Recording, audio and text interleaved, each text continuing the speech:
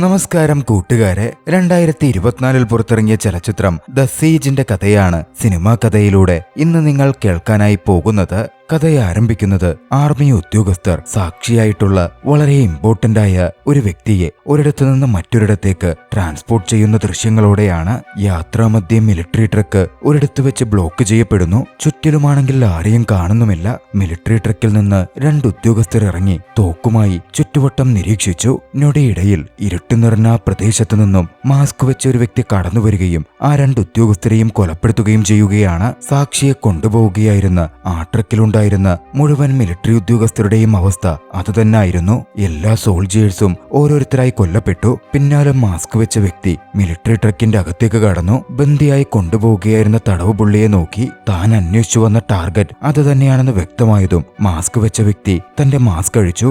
ആ സമയത്താണ് വ്യക്തമാകുന്നത് ആ ബന്ദിയെ കൊന്നുതള്ളാൻ, ആ സാക്ഷിയെ ഇല്ലാതാക്കാൻ വന്നിരിക്കുന്നത് ഇന്റർനാഷണൽ ഹിറ്റ്മാനായ സ്കോട്ട് വോക്കർ ആണെന്ന്. അയാളെ വകവരുത്തി സ്കോട്ട് വോക്കർ പുറത്തേക്കിറങ്ങി. അപ്പോഴാണ് സ്കോട്ട് വോക്കർ ഒരു കാര്യം മനസ്സിലാക്കുന്നത്. അവിടെ ഉണ്ടായിരുന്ന പട്ടാളക്കാരിൽ ഒരാൾ കൊല്ലപ്പെട്ടിരുന്നില്ല, അയാൾ രക്ഷപ്പെട്ടു പോയിട്ടുമുണ്ട്. മാത്രമല്ല അയാൾ സ്കോട്ട് വോക്കറുടെ മുഖം കണ്ടോ എന്നും വോക്കർ സംശയിച്ചിരുന്നു. അതോടെ വോക്കർ നടന്ന കാര്യങ്ങൾ തന്റെ ഓർഗനൈസേഷനിൽ വിളിച്ചറിയിക്കുകയാണ്. ഉടനടി ഓർഗനൈസേഷന്റെ ആളുകൾ വോക്കറെ പിക്ക് ചെയ്യാൻ തങ്ങളുടെ കുറച്ച് ആളുകളെ അയച്ചു. അവർക്കൊപ്പം വോക്കർ രഹസ്യ സങ്കേതമായ ഒരു കെട്ടിടത്തിലേക്ക് ചെന്നു. വോക്കർ എത്തിച്ചേർന്നത് ഒരു റീഅസൈൻമെന്റ് സെന്ററിലായിരുന്നു. അണ്ടർഗ്രൗണ്ട് ക്രിമിനൽസും ഹിറ്റ്മാൻസും ഒക്കെയായിരുന്നു അത് ഓപ്പറേറ്റ് ചെയ്യുന്നത്. അവിടെ നടക്കുന്ന കാര്യമെന്തെന്നാൽ ഇത്തരത്തിൽ പ്രശ്നങ്ങളിലൊക്കെ പെടുന്ന ഹിറ്റ്മാൻസും അസാസിൻസും ഒക്കെ ഉണ്ടല്ലോ, അവിടെ വെച്ച് അപകടം പറ്റിയിരിക്കുകയാണെങ്കിൽ അവർക്ക് ട്രീറ്റ്മെന്റുകൾ കൊടുക്കും.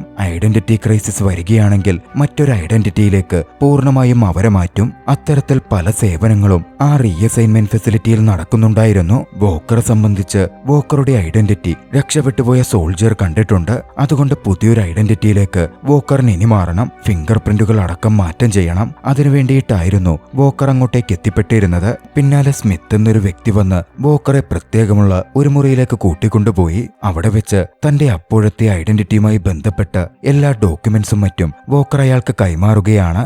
ID കാർഡുകളും സെൽഫോൺ നമ്പറും അടക്കം ഒക്കെയും അതിലുണ്ടായിരുന്നു. അതേസമയം അതേ റൂമിന്റെ മറ്റൊരു വശത്ത് ജോൺ എന്ന പേരുള്ള ഒരു ഹിറ്റ്മാൻ ഉണ്ടായിരുന്നു. ഓർഗനൈസേഷൻ ഓഫീസറോട് അയാൾ തട്ടിക്കയറുകയും പ്രശ്നമുണ്ടാക്കുകയും ചെയ്യുകയായിരുന്നു. അത് കണ്ടതും വോക്കർ ഓഫീസറെ സപ്പോർട്ട് ചെയ്ത് അങ്ങോട്ടേക്ക് ചെല്ലാൻ ശ്രമിച്ചു. പക്ഷേ സ്മിത്ത് വോക്കറെ തടയുകയാണ്. വെറുതെ ആവശ്യമില്ലാത്ത പ്രശ്നങ്ങളിലേക്കൊന്നും പോകണ്ട, അവരുടെ കാര്യം അവർ കൈകാര്യം ചെയ്തോളും എന്നായിരുന്നു സ്മിത്ത് പറഞ്ഞത്. ആദ്യഘട്ടത്തിൽ വോക്കറുടെ ഫിംഗർ പ്രിന്റുകൾ ഇല്ലാതാക്കാൻ വേണ്ടി അതിന്റെ സ്കാനിംഗ് ഒക്കെ നടന്നു. ശേഷം വോക്കറുടെ റൂമിലേക്ക് വോക്കർ നടന്നു നീങ്ങാൻ തുടങ്ങി. ആ ഫെസിലിറ്റിയിൽ മറ്റ് നിരവധി ഹിറ്റ്മാൻസും അസാസിൻസും ഒക്കെ ഉണ്ടായിരുന്നു. പോകുന്ന വഴിയിൽ വോക്കർ 2 പെൺകുട്ടികളെ കാണുന്നുണ്ട്. ജൂലിയറ്റ് എന്നും എൽഡ എന്ന പേരിലുമായിരുന്നു അവർ അറിയപ്പെട്ടിരുന്നത്. കഥ അവിടെ നിന്നും മറ്റ് 3 ഹിറ്റ്മാൻസിലേക്ക് തിരിയുകയാണ്. റേ എന്നും മരിയ എന്നും ടോം എന്നുമാണ് അവരുടെ പേരുകൾ. ലോഗൻ എന്ന അവരുടെ ബോസ് അവർക്കൊരു ടാസ്ക് കൊടുത്തിട്ടുണ്ട്. കൂട്ടക്കൊല നടത്തിയിട്ടാണെങ്കിലും ലോഗൻ ആവശ്യമുള്ള ഒരു പെൺകുട്ടിയെ പിടിച്ചുകൊണ്ടുവരണം എന്നതായിരുന്നു ആ ദൗത്യം. അന്ന് കുറച്ചു കഴിഞ്ഞ് സ്മിത്ത് വോക്കറുടെ റൂമിലേക്ക് ഒരു എൻവലപ്പിട്ടു. ശേഷം അവിടെ നിന്നും പുറത്തേക്കിറങ്ങി. സ്മിത്തിന്റെ കോവർക്കറായ മിഷേൽ എന്ന സ്ത്രീ പുറത്തുണ്ടായിരുന്നു. സ്മിത്തിന് മിഷേലിനോട് പ്രണയ താല്പര്യമൊക്കെയുണ്ട്. പക്ഷെ പറയുവാൻ പേടിയായതുകൊണ്ട് ഇതുവരെ ആ പ്രണയം പറഞ്ഞിട്ടുമില്ല. അന്നത്തെ ജോലി കഴിഞ്ഞ് മിഷേൽ അവിടെ നിന്നും മടങ്ങി. മിഷേൽ പോയ ശേഷമായിരുന്നു അങ്ങോട്ടേക്ക് റേയുടെ നേതൃത്വത്തിലുള്ള ഹിറ്റ്മാൻ സംഘം കടന്നുവരുന്നത്. റേയ്ക്കും സംഘത്തിനും ബോസ് ലോഗൻ കൂട്ടക്കൊല നടത്താൻ അനുവദിച്ചിരിക്കുന്ന ഇടം ഹിറ്റ്മാൻസ് ഒക്കെ തങ്ങുന്ന ആ റീഅസൈൻമെന്റ് സെന്റർ ആണെന്ന് അതോടെ വ്യക്തമാകുന്നു. എത്തിയപാട് മരിയ അവിടുത്തെ ഫ്രണ്ട് ഗാർഡിനെ ദൂരെ നിന്ന് ഷൂട്ട് ചെയ്തു കൊന്നു. പിന്നാലെ ഹിറ്റ്മാൻ സംഘം അകത്തേക്ക് ഇരച്ചു കയറാൻ ആരംഭിച്ചു. ഇതേ സമയം വോക്കർ ആകട്ടെ സ്മിത്ത് കൊടുത്തിരുന്ന കവർ എടുത്ത് തുറന്നിരുന്നു. വോക്കർ സ്മിത്തിനെ ഏൽപ്പിച്ചിരുന്ന വസ്തുക്കളിൽ ഒന്നായിരുന്നു അത്. വോക്കറിന്റെ പ്രിയപ്പെട്ട മാല. ആ മാലയുടെ ലോക്കറ്റ് തുറന്നാൽ അതിനകത്ത് ഒരു കുട്ടിയുടെ ഫോട്ടോ ഉണ്ടായിരുന്നു. ഒരു 10 പതിറ്റാണ്ട് മുമ്പ് കൊല്ലപ്പെട്ട വോക്കറുടെ മകളുടെ ചിത്രമായിരുന്നു അത്. മകളുടെ ആ ചിത്രം കാണുന്നതും വോക്കർ വല്ലാതെ അസ്വസ്ഥനാകുന്നുണ്ട്. മറുവശത്താകട്ടെ എൽഡ എന്ന പെൺകുട്ടി ഫയൽ സൂക്ഷിക്കുന്ന സീക്രട്ട് റൂമിലേക്ക് കടന്നു കയറുകയായിരുന്നു. അവിടെ നിന്നും വോക്കറുടെ റൂം ചാവി അവൾ കരസ്ഥമാക്കി. ഇതേ സമയം റേയുടെ ഗാർഡുകളും ഹിറ്റ്മാൻസുമാകട്ടെ റീഅസൈൻമെന്റ് സെന്ററിനകത്തേക്ക് കടന്നു കയറി CCTV റൂം ആക്രമിക്കുകയും അവിടുത്തെ ഗാർഡിനെ കൊന്ന് കൺട്രോൾ ഏറ്റെടുക്കുകയും ചെയ്തിരുന്നു. പുറത്തേക്കുള്ള നെറ്റ്വർക്ക് കണക്ഷൻസും അവർ കട്ട് ചെയ്തു. എക്സിറ്റും എൻട്രൻസും അവർ ബ്ലോക്കാക്കുകയുമുണ്ടായി. തങ്ങളുടെ റീഅസൈൻമെന്റ് സെന്ററിലേക്ക് അത്തരത്തിലൊരു ഹിറ്റ്മാൻ സംഘം കടന്നു കയറിയിട്ടുണ്ട് എന്നപ്പോഴും ഇപ്പോഴും സ്മിത്തിന് അറിയില്ലായിരുന്നു സ്മിത്ത് തന്റെ ഇടത്ത് പാട്ടൊക്കെ കേട്ട് എൻജോയ് ചെയ്ത് നിൽക്കുകയായിരുന്നു. പക്ഷേ ഒരു റൂമിൽ നിന്ന് സ്മിത്ത് ബാഗ് എടുത്ത് പുറത്തേക്ക് വന്നതും സെക്യൂരിറ്റി ഗാർഡ് കൊല്ലപ്പെട്ട് വീഴുന്നത് സ്മിത്ത് നേരിൽ കാണുകയാണ്. അതോടെ സ്മിത്ത് അക്ഷരാർത്ഥത്തിൽ ഞെട്ടിപ്പോകുന്നുണ്ട്. പുറത്തുനിന്നുള്ള ആരൊക്കെയോ റീഅസൈൻമെന്റ് സെന്ററിൽ കടന്നു കയറിയിട്ടുണ്ട് എന്ന് സ്മിത്ത് അതോടെ മനസ്സിലാക്കുന്നു. അതോടെ വാണിംഗ് അലാമും സ്മിത്ത് പുറപ്പെടുവിക്കുകയാണ്. ഡോർമെട്രിയിലെ ഓരോ റൂമിലേക്കും അലാം ശബ്ദിക്കാൻ ആരംഭിച്ചിരുന്നു. പക്ഷേ മകളുടെ ഫോട്ടോ കണ്ട് ദുഃഖിതനായിരുന്ന വോക്കറാകട്ടെ അലാമൊന്നും ശ്രദ്ധിച്ചതേയില്ല. ആ സമയത്തായിരുന്നു വോക്കറുടെ റൂം ചാവിയെടുത്തിരുന്ന എൽഡ തന്റെ കൂടെയുള്ള ജൂലിയറ്റ് എന്ന പെൺകുട്ടിയുമായി വോക്കറുടെ റൂമിലേക്ക് കടന്നു കയറുന്നത്. വോക്കർ ആരാണ് എന്താണെന്നൊക്കെ എൽഡയ്ക്ക് നേരത്തെ അറിയാമായിരുന്നു. തങ്ങളുടെ ജീവൻ അപകടത്തിലാണെന്നും തങ്ങളെ സഹായിക്കണമെന്നും എൽഡ വോക്കറോട് അപേക്ഷിക്കുകയാണ്. പക്ഷേ വോക്കറിനാകട്ടെ എൽഡ ആരാണെന്നോ ജൂലിയറ്റ് ആരാണെന്നോ ഒരു പിടുത്തവുമില്ല. അതുകൊണ്ട് അതൊന്നും തനിക്ക് പറ്റില്ലെന്ന് പറഞ്ഞ് വോക്കർ ഒഴിഞ്ഞു മാറുന്നു. താനും ഒരു ഹിറ്റ്മാൻ ആണെന്നും വോക്കറിന് തനിക്ക് അറിയാമെന്നും എൽഡ പറഞ്ഞെങ്കിലും വോക്കർ അതൊന്നും ചെവികൊള്ളുന്നില്ല. അതൊക്കെ കാണുന്നതും എൽഡ വല്ലാതെ ഡിസപ്പോയിന്റഡ് ആയി. ജൂലിയറ്റിനെയും കൂട്ടി എൽഡ അവിടെ നിന്ന് പോവുകയാണ്. റൂമിൽ നിന്നും അവർ പോയതിനു പിന്നാലെ ഒരു കടന്നുകയറ്റക്കാരൻ വോക്കറുടെ മുറിയിലേക്ക് എത്തി. വോക്കറെ ഷൂട്ട് ചെയ്യാൻ അയാൾ തയ്യാറായതും വോക്കർ ഉണർന്ന് പ്രവർത്തിച്ചു. ഞൊടിയിടയിൽ ആ കടന്നുകയറ്റക്കാരനെ വോക്കർ വകവരുത്തി. ആ റീഅസൈൻമെന്റ് സെന്റർ സുരക്ഷിതമല്ലെന്ന കാര്യം അതോടെ വോക്കർ മനസ്സിലാക്കുകയാണ്. എൽഡയും ജൂലിയറ്റും പറഞ്ഞതിൽ കാര്യമുണ്ടെന്നും അവരുടെ ജീവൻ അപകടത്തിലാണെന്നും വോക്കർ മനസ്സിലാക്കുന്നു. വോക്കർ അതോടെ എൽഡയുടെ മുറിയിലേക്ക് പോവുകയാണ്. ഇതേ സമയം എൽഡയും ഒരു കടന്നുകയറ്റക്കാരനോട് ഏറ്റുമുട്ടി അയാളെ കൊലപ്പെടുത്തി കഴിഞ്ഞിരുന്നു. പിന്നാലെ അങ്ങോട്ടേക്ക് മറ്റ് കടന്നുകയറ്റക്കാരും കയറി വരികയാണ്. എൽഡ അവരോടും ഫൈറ്റ് ചെയ്യാൻ ആരംഭിച്ചു. ആദ്യം ഇതൊക്കെ കണ്ട് എൽഡയെ സഹായിക്കാൻ വോക്കർ മടിച്ചു നിന്നെങ്കിലും എൽഡ കഷ്ടപ്പെടുന്ന കണ്ടതും വോക്കർ ചെന്ന് എൽഡയെ സഹായിക്കുകയാണ്. പിന്നീട് എൽഡയും ജൂലിയറ്റും റീഅസൈൻമെന്റ് സെന്ററിൽ നിന്ന് പുറത്തു കടന്ന് ആ കോമ്പൗണ്ടിൽ തന്നെയുള്ള വെപ്പൺസ് റൂമിലേക്ക് ചെല്ലാൻ ശ്രമിച്ചു. പക്ഷേ പുറത്തേക്ക് എത്തിയവർ രണ്ട് കടന്നുകയറ്റക്കാരുടെ ശ്രദ്ധയിൽപ്പെടുകയാണ്. ഭാഗ്യവശാൽ കൃത്യസമയം വോക്കർ അങ്ങോട്ടേക്ക് എത്തിച്ചേർന്നിരുന്നു. വോക്കർ ഇരുവരെയും രക്ഷപ്പെടുത്തി. ഇതേ സമയം സ്മിത്തും മറിഞ്ഞിരുന്ന തന്റെ ഇടത്തു നിന്നും പുറത്തിറങ്ങിയിരുന്നു. വോക്കറും എൽഡയും ജൂലിയറ്റും വെപ്പൺ റൂമിലേക്ക് എത്തിച്ചേർന്നു. പക്ഷേ വെപ്പൺ ക്യാബിന്റെ താക്കോൽ അവരുടെ പക്കൽ ഉണ്ടായിരുന്നില്ല. വൈകാതെ സ്മിത്ത് അങ്ങോട്ടേക്ക് എത്തിച്ചേരുകയാണ്. ആകെ ഭയന്നിരുന്നെങ്കിലും ഉണ്ടായൊരു നല്ല കാര്യം എന്തെന്നാൽ സ്മിത്തിന്റെ പക്കൽ വെപ്പൺ ക്യാബിന്റെ താക്കോൽ ഉണ്ടായിരുന്നു. ക്യാബിൻ തുറന്ന് അവരൊക്കെ ആവശ്യമുള്ള വെപ്പൺസ് എടുക്കാൻ തുടങ്ങി. ആ സമയം കടന്നുകയറ്റക്കാർ കടന്നുവരുന്നതിന്റെ ശബ്ദം കേൾക്കാമായിരുന്നു. അവരെല്ലാവരും ആവശ്യമായ വെപ്പൺസ് എടുത്ത് മറഞ്ഞിരുന്നു. പിന്നെ പറയണ്ടല്ലോ, ഒരു ഫൈറ്റ് അവിടെ അനിവാര്യമായിരുന്നു.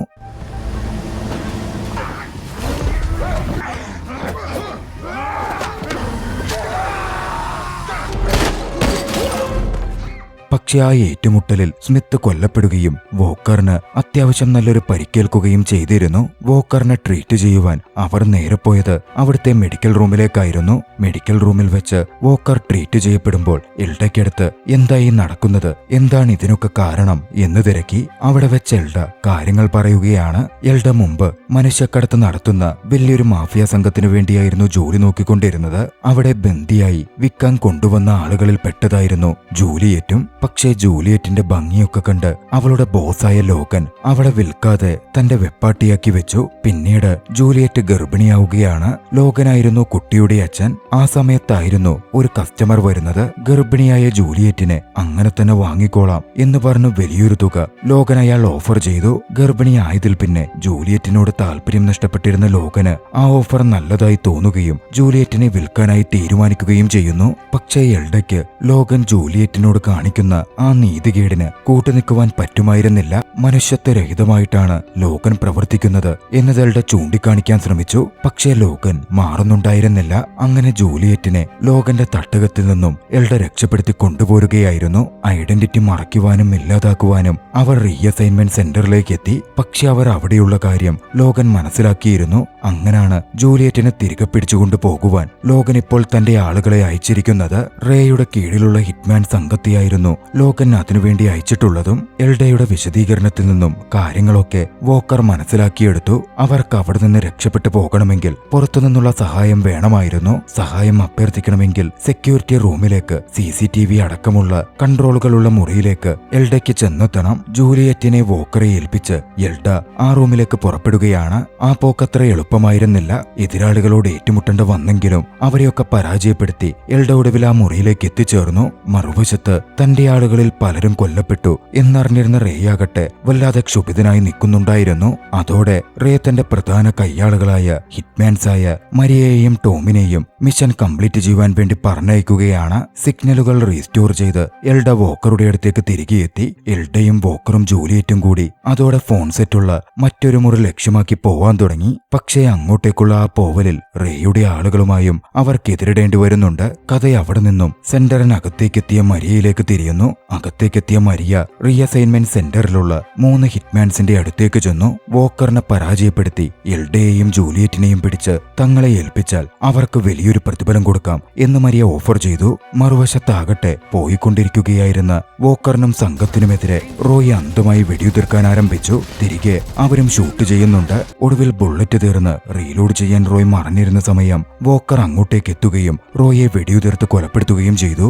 റേയുടെ പ്രധാന കയ്യാളുകളിൽ ഒരാളായിരുന്നു ആ സമയം കൊല്ലപ്പെട്ടത്. അവശേഷിക്കുന്നവരിൽ പ്രധാനി ഇനി മരിയയാണ്. ബാക്കിയുള്ളത് ലീഡറായ റോയും. ഒടുവിൽ വോക്കറും ജൂലിയറ്റും എൽഡയും കൂടി ഫോണുള്ള മുറിയിലേക്ക് എത്തുകയാണ്. പക്ഷെ അവരെ പ്രതീക്ഷിച്ചിട്ടെന്ന പോലെ അതിനോടകം റീഅസൈൻമെന്റ് സെന്ററിലൊരു ഹിറ്റ്മാൻ അവരെ കാത്തു നിൽക്കുന്നുണ്ടായിരുന്നു. ഒരു സ്മോക്ക് ബോംബ് മുറിക്കകത്തേക്കിട്ട് ഹിറ്റ്മാന്റെ ശ്രദ്ധ തെറ്റിക്കുവാൻ വോക്കർ ശ്രമിക്കുന്നുണ്ട്. പക്ഷേ മറഞ്ഞിരുന്ന ഹിറ്റ്മാൻ എൽഡയെ ആക്രമിക്കുകയും തലക്കടിച്ച് വീഴ്ത്തുകയും ചെയ്തു. പിന്നാലെ ആ ഹിറ്റ്മാൻ വോക്കറെ കടന്നാക്രമിക്കുകയാണ്. വോക്കറും ഹിറ്റ്മാനും തമ്മിൽ വലിയ ഫൈറ്റ് തന്നെ അരങ്ങേറി. കരുത്തനായ ഹിറ്റ്മാന് മുമ്പിൽ പിടിച്ചു നിൽക്കാൻ വോക്കർ കഷ്ടപ്പെടുന്നുണ്ടായിരുന്നു. ആ ഒരു അവസ്ഥ കണ്ട് വോക്കറെ സഹായിക്കാൻ ജൂലിയറ്റ് ശ്രമിച്ചെങ്കിലും അവളുടെ ശ്രമങ്ങൾ വിഫലമാവുകയായിരുന്നു ചെയ്തത്.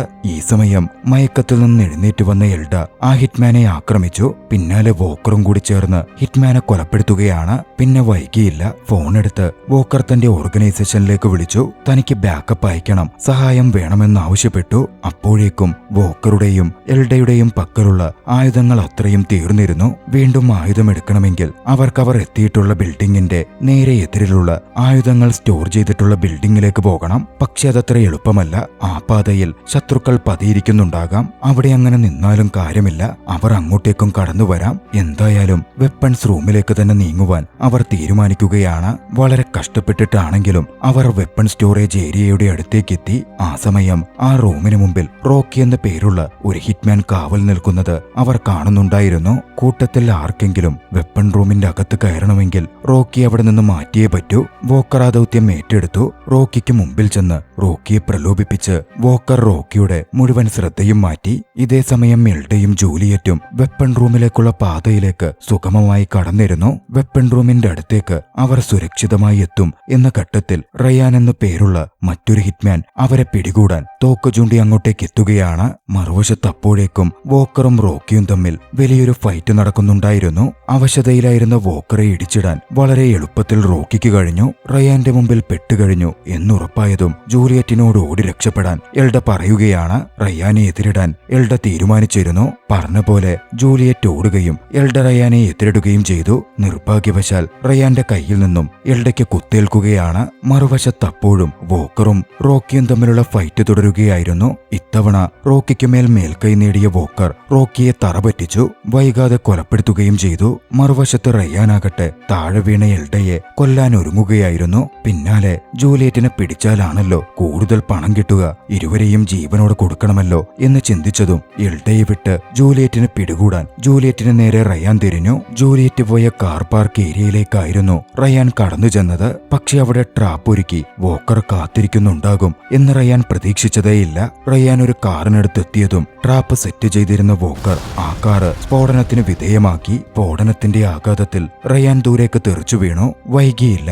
എഴുന്നേറ്റ് വന്ന് പരിക്കേറ്റിരുന്ന എൽഡ കത്തി ഉപയോഗിച്ച് റയാനെ കുത്തി കൊലപ്പെടുത്തി. മറുവശത്ത് ജൂലിയറ്റ് ആകട്ടെ ആയുധപ്പുരയിലേക്ക് നടക്കുകയായിരുന്നു. ജൂലിയറ്റിനടുത്തേക്ക് മരിയ വന്നെത്തി. ആരോ അവിടുണ്ട് എന്ന് മനസ്സിലാക്കിയ ജൂലിയറ്റ് ആയുധപ്പുരയിൽ മറഞ്ഞിരിക്കുന്നുണ്ടായിരുന്നു. മരിയ അങ്ങോട്ടേക്കെത്തി ജൂലിയറ്റിനെ തിരയാൻ ആരംഭിച്ചു. വൈകാതെ ജൂലിയറ്റ് മരിയയുടെ കയ്യിൽ പെടുകയും ചെയ്യുകയാണ്. ഇതേ സമയം വോക്കറും അങ്ങോട്ടേക്ക് എത്തിച്ചേർന്നിരുന്നു. അവിടുള്ള ഡോക്യുമെന്റ്സിൽ നിന്നും തന്റെ പുതിയ ഐഡന്റിറ്റി നിർമ്മിക്കപ്പെട്ട കാര്യവും പ്രോസസ് പൂർണ്ണമായിരിക്കുന്നതും വോക്കർ മനസ്സിലാക്കുന്നുണ്ട്. ആ സമയമാണ് എൽഡ അങ്ങോട്ടേക്ക് എത്തുന്നത്. ജൂലിയറ്റ് മരിയയുടെ കയ്യിൽപ്പെട്ടെന്നും റേയുടെ സംഘം അവളെ കൊണ്ടുപോവാൻ നോക്കുകയാണ് എന്നും എൽഡ വോക്കറിനോട് പറഞ്ഞു. പക്ഷേ അതിനോടകം നടന്ന കാര്യങ്ങൾ കൊണ്ട് ഒക്കെയും വോക്കറിന് മതിയായിരുന്നു. തന്റെ ഐഡന്റിറ്റി രൂപപ്പെട്ടു കഴിഞ്ഞു. ഇപ്പോ തന്നെ അവിടെ നിരവധി പേർ കൊല്ലപ്പെട്ടിട്ടുണ്ട്. പലരും തന്റെ കൊളീഗ്സ് ആയിരുന്നു. ഇനി ഇനിയും ഇത് തുടരാൻ താല്പര്യമില്ല എന്ന് വോക്കർ എൽഡയോട് പറയുകയാണ്. ആ സമയം എൽഡ വോക്കറിനോട് ഒരു ചോദ്യം ചോദിച്ചു. ജൂലിയറ്റ് വോക്കറുടെ മകളായിരുന്നെങ്കിൽ ഇതുപോലെ വോക്കർ വിട്ടുകളയുമായിരുന്നോ? നിങ്ങളുടെ ഭാര്യയ്ക്കും മകൾക്കും വന്ന വിധിയിലേക്ക് ജൂലിയറ്റിനെയും നിങ്ങൾ തള്ളിവിടുകയാണോ എന്നായിരുന്നു അത്. വോക്കറിനെ പറ്റിയെല്ലാം എൽഡയ്ക്കറിയാം എന്നവിടെ വെച്ച് വ്യക്തമാകുന്നുണ്ട്. വർഷങ്ങൾക്ക് മുമ്പ് ജൂലിയറ്റിനെ പിടിച്ചുകൊണ്ടുപോവാൻ നോക്കുന്ന ഇതേ ലോഗന്റെയും റേയുടെയും ആളുകളായിരുന്നു വോക്കറുടെ കുടുംബത്തെ കൊലപ്പെടുത്തിയത്. വോക്കർ അതൊക്കെ കേൾക്കുന്നതും വല്ലാതെ ക്ഷുഭിതനാകുന്നുണ്ട്. പക്ഷേ എന്നിരുന്നാലും അതൊന്നും തന്റെ പണിയല്ലെന്നും ഒക്കെ താൻ ഉപേക്ഷിച്ചതാണ്, ഒരു പ്രശ്നത്തിനും താനിനിയില്ല എന്ന് വോക്കർ അലറിക്കൊണ്ട് പറഞ്ഞു. പക്ഷേ എൽഡയ്ക്ക് ജൂലിയറ്റിനെ ഉപേക്ഷിക്കാൻ പറ്റില്ലായിരുന്നു. അതുകൊണ്ട് തന്നെ കുത്തേറ്റ പരിക്കുണ്ടെങ്കിലും വേദന സഹിച്ച് ജൂലിയറ്റിനെ രക്ഷപ്പെടുത്താൻ പറ്റുമോ എന്ന് നോക്കാൻ എൽഡ അവിടെ നിന്ന് പുറപ്പെടുകയാണ്. പിന്നാലെ തന്റെ ഡോക്യുമെന്റ്സും എടുത്ത് റീഅസൈൻമെന്റ് സെന്റർ വിട്ടിറങ്ങാൻ വോക്കർ മുന്നോട്ട് നടന്നു. ആ പോകുന്ന പോക്കിൽ തന്റെ കയ്യിൽ നിന്ന് വീണുപോയ മകളുടെ ഫോട്ടോ അടങ്ങിയ നെക്ലസ് വോക്കറിന് താഴെ നിന്ന് കിട്ടുകയാണ്. വോക്കർ നെക്ലസ് എടുത്ത് അത് തുറന്നു നോക്കി മകളുടെ ഫോട്ടോ കണ്ടു. മകളുടെ ഫോട്ടോ കണ്ടതും വോക്കറുടെ ഉള്ളിൽ പലയധികം ചിന്തകൾ നിറഞ്ഞു. ആ ഒരു നിമിഷത്തിൽ ജൂലിയറ്റിനെ രക്ഷപ്പെടുത്തണം എന്ന് വോക്കർ തീരുമാനിക്കുകയാണ്. പകൽ പിറക്കാൻ ആരംഭിക്കുകയായിരുന്നു. മരിയയെ പിന്തുടർന്നിരുന്ന എൽഡയാകട്ടെ റീഅസൈൻമെന്റ് സെന്ററിനോട് ചേർന്ന ഒരു ഭാഗത്ത് മരിയയും റേയും ചേർന്ന് ജൂലിയറ്റിനെ കൈമാറാൻ തയ്യാറായി നിൽക്കുന്നത് എൽഡ ദൂരെ നിന്ന് നോക്കിക്കണ്ടു. അവർ അവിടെ നിന്ന് പുറപ്പെടാൻ തയ്യാറായി നിൽക്കെ എൽഡ അങ്ങോട്ടേക്ക് കടന്നെത്തുകയും ആക്രമണം തുടങ്ങുകയും ചെയ്തു. പക്ഷെ അവളുടെ ശ്രമം അധിക നേരം നീണ്ടുനിന്നില്ല. റേ വലിയൊരു വെട്ടുകത്തിയെടുത്ത് എൽഡയെ കൊല്ലാൻ തയ്യാറായി നിന്നു. ഈ സമയം വോക്കർ അങ്ങോട്ടേക്ക് കടന്നെത്തുകയാണ്. വോക്കർ റേക്കെതിരെ ഫൈറ്റ് ചെയ്യാൻ തുടങ്ങി. ഇതേ സമയം മറുവശത്ത് എൽഡയും മരിയയും തമ്മിൽ കനത്ത ഫൈറ്റും അരങ്ങേറുന്നുണ്ടായിരുന്നു. ഏറെ പരിക്കേറ്റിരുന്ന വോക്കർ റേക്കെതിരെ ഫൈറ്റ് ചെയ്യാൻ വല്ലാതെ കഷ്ടപ്പെടുന്നുണ്ടായിരുന്നു. മറുവശത്താകട്ടെ എൽഡ മരിയയെ കൊലപ്പെടുത്തുകയും ചെയ്തു. പിന്നാലെ എൽഡ റേക്കെതിരെ ഫൈറ്റ് ചെയ്യാൻ തുടങ്ങി. പക്ഷെ അതൊന്നും അത്ര സക്സസ് ആകുന്നുണ്ടായിരുന്നില്ല. ഈ സമയം റേയുടെ തന്നെ കാർ പാഞ്ഞു വന്ന് അയാളുടെ ജീവൻ എടുക്കുകയാണ്.